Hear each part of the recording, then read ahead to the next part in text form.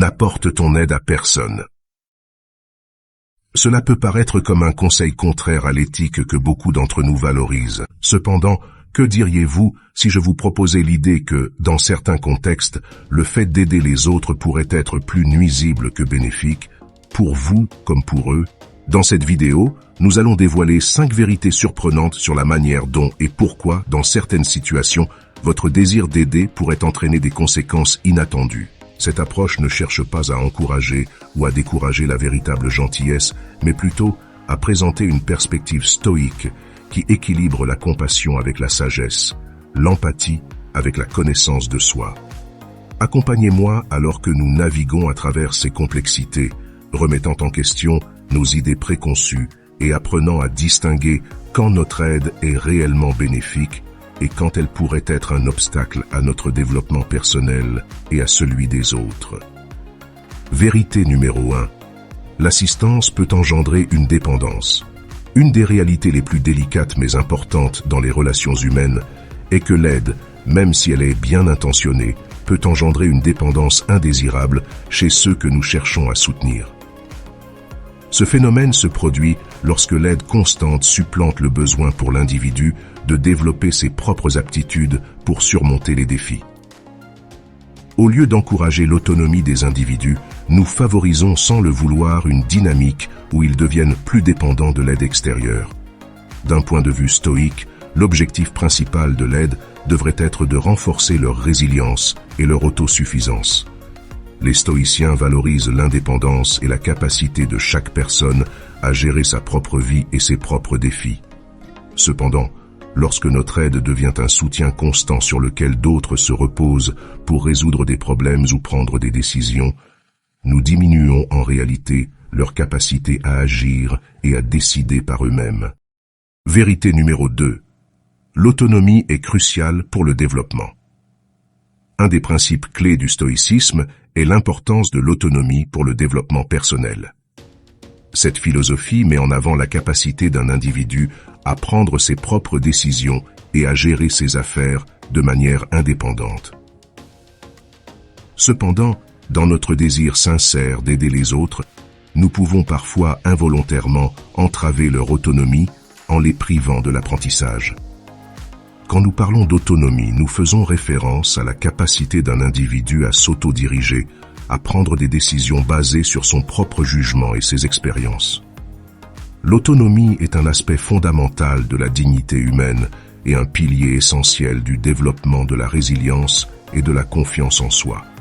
Cependant, dans notre interaction avec les autres, notamment dans des rôles de soins ou d'autorité tels que les parents, les éducateurs ou les leaders, nous sommes souvent confrontés au dilemme de combien intervenir et combien laisser d'espace pour que les autres prennent leurs propres décisions et apprennent de leurs propres erreurs.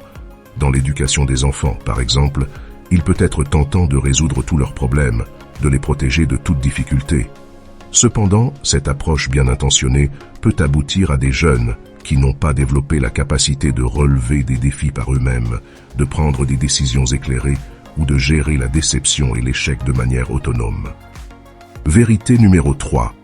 L'aide non sollicitée peut être perçue comme intrusive. Selon les principes du stoïcisme, qui valorise grandement l'autonomie individuelle, on comprend que l'aide non sollicitée peut être vue comme une intrusion. Même si elle est offerte avec les meilleures intentions, cette idée nous incite à réfléchir sur la façon dont nos actions, bien intentionnées, peuvent être perçues par les autres, et comment elles pourraient affecter leur sentiment de compétence et d'autonomie. Lorsque nous offrons de l'aide sans qu'elle ne nous soit demandée, nous faisons en réalité une supposition implicite sur la capacité de l'autre personne à gérer sa situation. Bien que cela puisse sembler un acte de soin et de préoccupation, cela peut facilement se transformer en une forme de sous-estimation des compétences et des ressources de la personne qui reçoit l'aide. Cette dynamique peut créer des tensions, miner l'estime de soi et favoriser une dépendance malsaine. Vérité numéro 4. Les limites saines sont essentielles. La pratique du stoïcisme met en évidence l'importance d'établir et de maintenir des limites saines dans nos relations avec les autres et dans notre disposition à aider. Ce principe repose sur la compréhension que, bien qu'il soit précieux et noble de fournir un soutien et une assistance, il est tout aussi crucial de reconnaître et de respecter nos propres limites pour maintenir l'équilibre et la santé dans notre vie. Établir des limites saines signifie comprendre et respecter notre capacité émotionnelle et physique et ne pas permettre que les demandes ou besoins des autres dépassent constamment nos propres besoins et bien-être. Souvent, par désir d'être utile ou par crainte de décevoir les autres, nous pouvons nous retrouver à étendre notre aide au-delà de ce qui est sain ou durable pour nous.